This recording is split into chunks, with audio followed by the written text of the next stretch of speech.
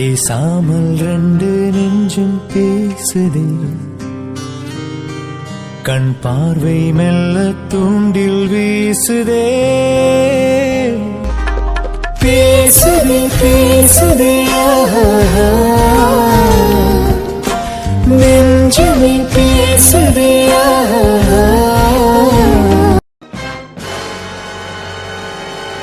என்ன தேவி சொல்ற? ஆமா, எனக்கு இப்போதைக்கு கல்யாணம் பண்றதுக்கு விருப்பம் இல்ல. அதுவும் ஆதி மாமாவை கல்யாணம் பண்ண சுத்தமா விருப்பம் இல்ல. போதுமா? அதனால என்ன இதுக்கப்புறம் டிஸ்டர்ப் பண்ணாதமா. என்னடி சொன்ன? மா மா சித்துக்கு மறைஞ்ச வாய மூடு.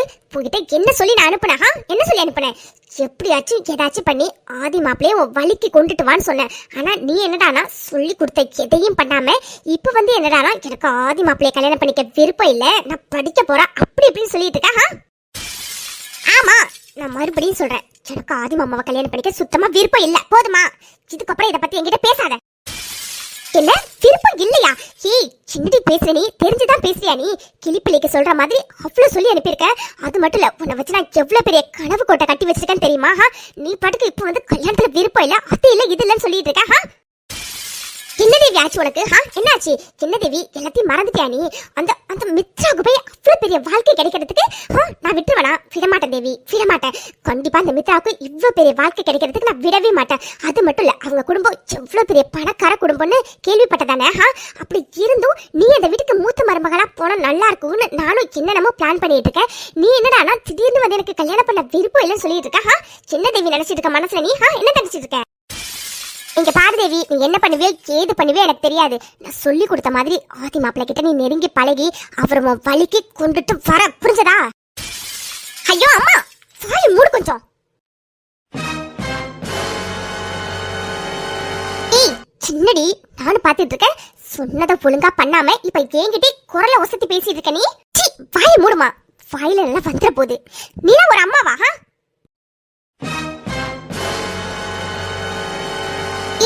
சின்னடி, நான் உன் அம்மா. என்ன பார்த்து இப்படி கேக்குற? ஆமா ஆமா ஆமா, உன்னை பார்த்து தான் கேக்குறேன். நீலாம் ஒரு அம்மாவா? நீ தான் என்ன பெத்தியா? சேமா, ஏன் இப்படி பண்ற? நான் தான் ஏதோ சின்ன பொண்ணு தெரியாதனமா என்னென்னமோ பண்றேன்னு பார்த்தா நீ என்னடானா சின்ன திருத்துவன்னு பார்த்தா எனக்கு மேல நீ இருக்க. இப்பதாமா புரியுது நான் எவ்வளவு பெரிய தப்பு பண்ணிருக்கேன்னு. பாரு தேவி, வாய் ரொம்ப ஓவரா போகுது.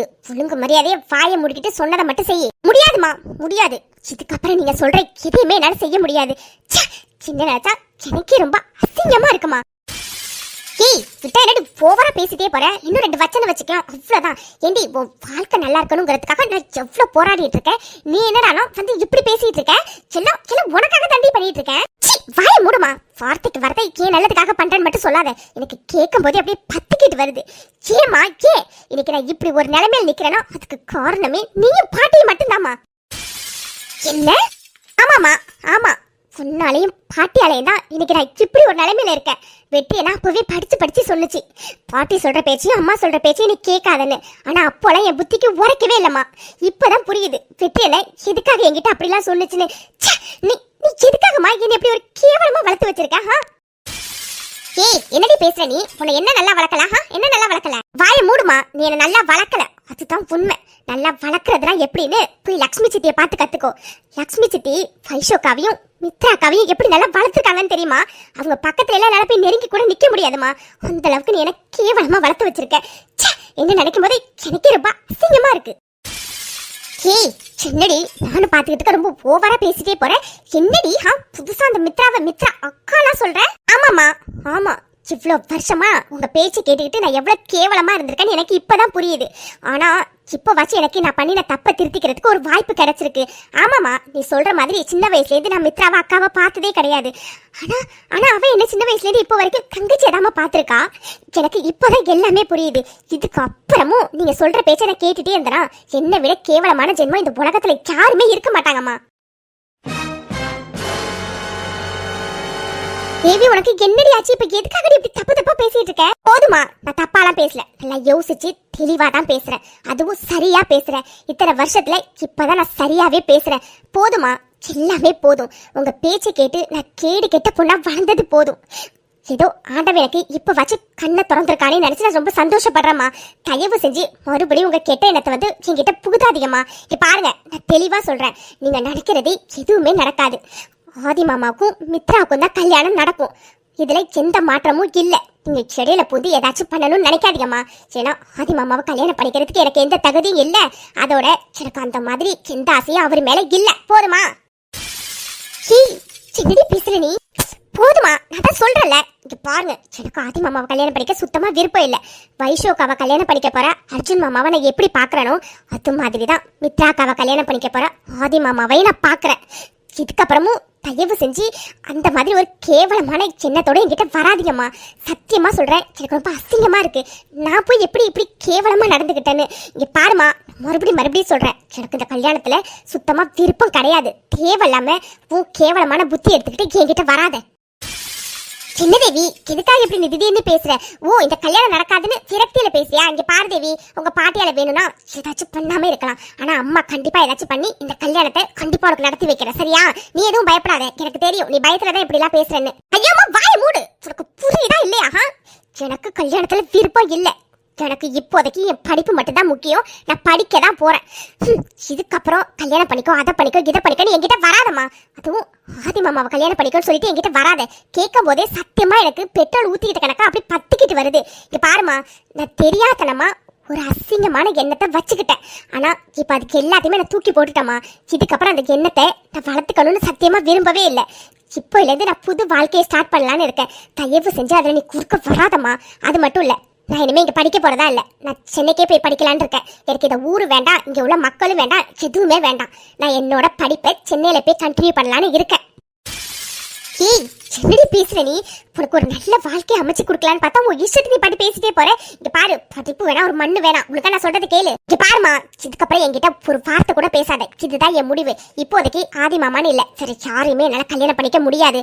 அது மட்டும் இல்ல, நான் வெட்டி என்கிட்ட பேசிட்டேன். வெட்டி என்னனும் இங்க எது டிசி வாங்கிட்டு போயிட்டு சென்னையிலே படிக்கிறதுக்கு எனக்கு ஏற்பாடு பண்ணி தரேன்னு சொல்லியிருக்கு. நான் சென்னையிலே போய் என் படிப்பை கண்டினியூ பண்ணிக்கிறேன்.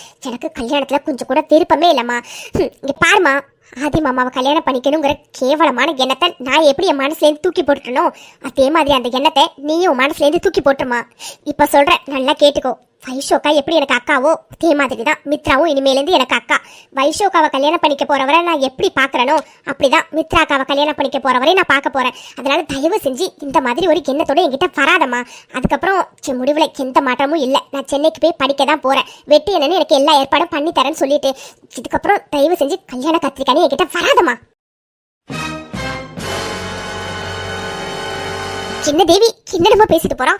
அப்படி சென்னையில என்னதான் நடந்திருக்கும்? புதுசா அந்த மித்ராவை அக்கான்னு சொல்றான். வைஷுவை கல்யாணம் பண்ணிக்க போறவரை எப்படி பார்க்க போறனோ அப்படிதான் மித்ராவை கல்யாணம் பண்ணிக்க போறவரை பார்க்க போறேன்னு சொல்றா. கேவலமான எண்ணம் அப்படி இப்படின்னு என்னென்னமோ சொல்லிட்டு இருக்கா. சின்னதா ஆச்சு இவளுக்கு. ஒருவேளை வெட்டி ஏதாச்சும் சொல்லியிருப்பானோ? இல்லையே, வெட்டிக்கு இந்த விஷயம்லாம் எதுவுமே தெரியாதே. தெரிஞ்சிருந்தா அவன் வீட்டுல வந்து அந்த ஆட்டெல்லாம் ஆடி இருப்பான். அவன் ஊருக்கு வந்துட்டு போனப்ப கூட அமைதியா தானே போனான். அப்போ என்னதான் நடந்துச்சு? இவ எதுக்காக இப்படி திடீர்னு இவ்வளவு நல்லவளா மாறி போய் கிடக்குறா? ஐயோ, இவளை வச்சு நான் எவ்வளவு கனவு கோட்டை கட்டி வச்சிருந்தேன். எல்லாம் போச்சு, எல்லாம் போச்சு.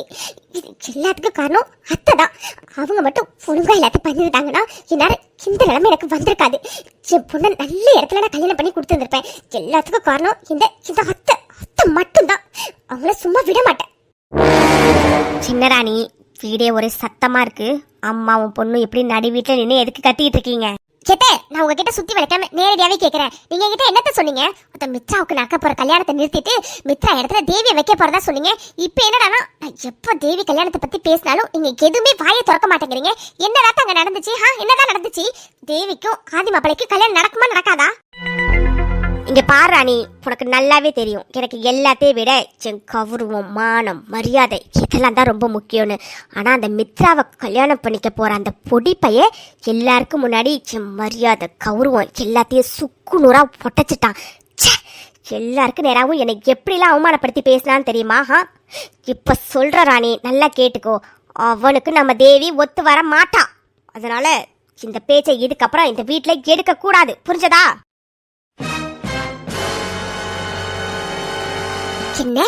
சின்னத்தை சொல்றீங்க நீங்க? ஓ, சின்னத்தை சென்னைக்கு போயிட்டு வந்து நீங்களும் மாறிட்டீங்களா? இப்ப என்ன அந்த மித்ராவை உங்க பேத்தின்னு சொல்ல போறீங்களா? வாய மூடு ராணி. யாருக்கு பேத்தி? எனக்கு இருக்கிறது 2 பேத்தி தான். அது ஒண்ணு வைஷு, இன்னொன்னு என் பேத்தி தேவி. இவங்க 2 பேர் மட்டும்தான் என் பேத்திங்க. யாருக்கு பேத்தியா?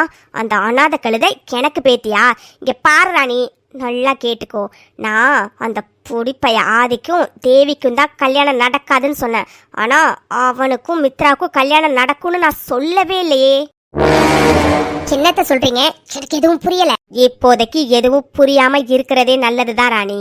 எப்ப புரிஞ்சா நல்லா இருக்குமோ அப்ப புரிஞ்சா போதும். ராணி, எனக்கு ரொம்ப தலைவலிக்குது. போய் ஒரு காஃபி போட்டு எடுத்துட்டு வா. என்ன இது? தேவி ஒரு பக்கம் அப்படி பேசானா, அத்தை ஒரு பக்கம் இப்படி பேசிட்டு இருக்காங்க. நான் அத்தையை தான் மழை போல நம்பியிருந்தேன். ஆனா அவங்களே இதெல்லாம் ஒத்து வராதுன்னு சொல்லிட்டு போறாங்க. அதோட இவங்களுக்கு என்ன பேசுறாங்கன்னு சுத்தமா புரியவும் இல்லை. ஆனா பொண்ணு என் கனவு எல்லாம் கனவாவே போயிட்டு, அது மட்டும் நிஜம். என்ன வரும் சொல்றீங்க? நாளைக்கு வரலையா? ஆமாண்டி, அதை தானே இவ்வளவு நேரமா சொல்லிட்டு இருக்கேன். இன்னைக்கு என்னால உன்னை பிக்கப் பண்ண வர முடியாது. நீயே கேப் புக் பண்ணி வீட்டுக்கு வந்துரு, சரியா? என்ன வருணானா, நீங்கள் நான் இன்னைக்கு வெளியில போலான்னு பிளான் பண்ணி வச்சிருந்தோம்ல. ஏன் வருண், அப்படி என்ன முக்கியமான விஷயம்? நான் மதியம் கால் பண்ணப்ப கூட நம்ம போலாம் தானே சொன்னீங்க. இப்ப என்ன திடீர்னு வர முடியாதுன்னு சொல்றீங்க? தன்யா, தயவு செஞ்சு புரிஞ்சுக்கோ தன்யா. சரி தன்யா, எனக்கு ஒர்க் இருக்கு, நான் போனை வைக்கிறேன். வருண் ஒரு நிமிஷம். என்ன இவர் போனை வச்சிட்டாரு? ஒருவேளை வருண் அவர் கூட நான் டைம் ஸ்பெண்ட் பண்ண மாட்டேங்கிறேன்னு இவன் ரொம்ப கோமா இருக்காரா? நானே வெளியில போலான்னு கூப்பிட்டதுக்கு அப்புறமும் அவர் வர முடியாதுன்னு சொல்றாரு.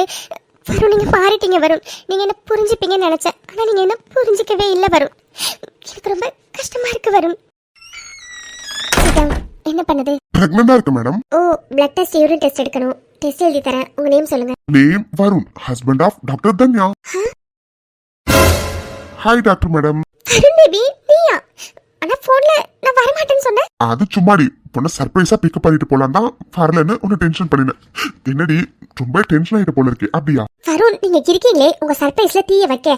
நான் இவ்வளவு பயந்து போயிட்டேன் தெரியுமா? உங்களுக்கு என்ன பிடிக்கல, அதனாலதான் நீங்க எப்படிலாம் என்கிட்ட நடந்துக்கிறீங்கன்னு நான் பாட்டுக்கு என்னென்னமோ ஓவர் திங்க் பண்ண ஆரம்பிச்சிட்டேன். ஆனா நீங்க என்ன சர்ப்ரைஸ் அப்படி இப்படின்னு. ஏ வருண், ஏ என்ன பிடிக்காம போயிட்டு நினைச்சியா? கீ, நீ டாக்டர் தானடி, மண்டையில மசாலா இருக்கா இல்லையா? நீ படிச்சுதான் டாக்டர் ஆனியா இல்ல விட்டுடுச்சு டாக்டர் ஆனியா? என்ன வருண், நக்கலாஹா? சாச்சா இல்லடி, நான் சீரியஸா தான் கேக்குறேன். நீ படிச்சுதான் டாக்டர் ஆனியான்னு. ஏன்னா லூசுத்தனமா யோசிச்சுட்டு இருக்கல, அதனாலதான். கேடி, நீ என் கூட வெளியில வரல, நீ நானும் ஒன்னா டைம் ஸ்பெண்ட் பண்ணலன்னா உடனே எனக்கு உன்னை பிடிக்காம போயிடுமா? இப்ப பாரு தன்யா, நான் உங்ககிட்ட அன்னைக்கே சொல்லிட்டேன், இது உன்னோட ஜாப் டி. நீ உன் ஜாபை எந்த அளவுக்கு விரும்புறேன்னு எனக்கு நல்லா தெரியும். என் தன்யாவுக்கு பிடிச்சதான் எனக்கு எப்பவுமே பிடிக்கும். அதனால இதெல்லாம் ஒரு விஷயம்னு இதை போய் ஓவர் திங்க் பண்ணிட்டு இருக்கா? இங்க பாரு தன்யா, நீ தேவையில்லாம சும்மா கில்ட் ஆயிட்டு இருக்க. இந்த கில்ட் எல்லாம் தூக்கி போட்டு, சரியா? கிடைச்ச டைமை, நமக்கான டைமை என்ஜாய் பண்ணணும், சரியா? சும்மா தேவையில்லாம யோசிக்காத, okay? Love you Varun baby. Happy today ஜில்லு. சரி, ஓகே, ஒர்க்ல இப்ப மூட்டை கட்டி வச்சுட்டு வா, நம்ம 2 பேரும் வெளியில போலாம். ஓகே வருண், ஒரு 5 மினிட்ஸ் நான் சீஃப் டாக்டர் கிட்ட இன்ஃபார்ம் பண்ணிட்டு வரேன். ஓகே ஜில்லு, வெளியில வெயிட் பண்றேன், சீக்கிரமா. Okay Varun. Varun, thank you so much. ரொம்ப நாளைக்கு அப்புறம் இன்னைக்கு நான் ரொம்ப ரொம்ப ரொம்ப சந்தோஷமா இருந்தேன் வருண். அதுவும் பீச்சில் நீங்கள் நானும் ஒன்றா விளையாடி எவ்வளோ நாள் ஆகிட்டு. ஆனால் இன்னைக்கு 2 பேரும் பழைய மாதிரி நல்லா ஜாலியாக விளையாண்டவுல, ஜாலியாக இருந்துச்சுல? ஆமாண்டி, எனக்கு இன்னைக்கு உன் கூட ரொம்ப நாளைக்கு அப்புறம் பீச்ல சேர்ந்து விளையாண்டது ரொம்ப ஜாலியா இருந்ததுரி. ஹவ்வி வருண். சரி, ஓகே, வீட்டுக்கு கிளம்பலாமா? அப்புறம் போற வழியில டின்னரை முடிச்சுட்டு போயிடலாம், ஓகே? கே, சரிடி, போலாம். ஆனா ரொம்ப குளிர்துடி. சோ என்ன வருண் சொல்றீங்க? ரொம்ப குளிர்தான். சரி, ஓகே, வாங்க கிளம்பலாம் ஃபர்ஸ்ட். அப்போ என்ன கிளம்பலாமாவா? கே, நான் குளிர்துன்னு சொன்னேன்டி. ஐயோ வருண், அதுக்கு தான் நானும் சொல்றேன், வாங்க ஃபர்ஸ்ட் வீட்டுக்கு கிளம்பலான்னு. அடி போடி, உனக்கு சொல்லி புரிய வைக்கிறதுக்கு எனக்கு சுத்தமா டைம் இல்ல.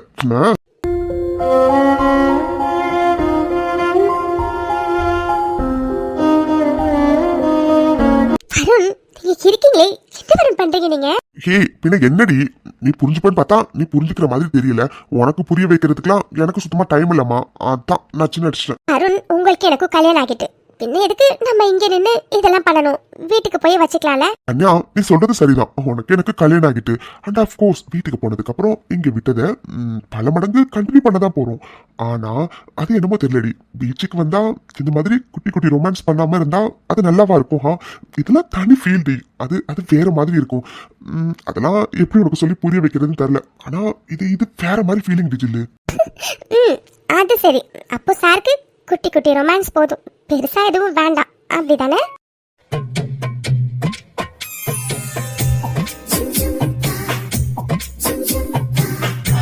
ஜில்லு, இப்போ நீ என்ன சொன்ன? குட்டியா ரொமான்ஸ் போதுன்னா இங்கே இருக்கலாம்னு சொன்னேன். ஹே ஜில்லு, முதல்ல வா கிளம்பலாம். வா முதல்ல நம்ம ஹோட்டல் போய் சாப்பிட்டுட்டு வீட்டுக்கு போவோம். வா, வீட்டுல முக்கியமான வேலை இருக்கு இன்னைக்கு.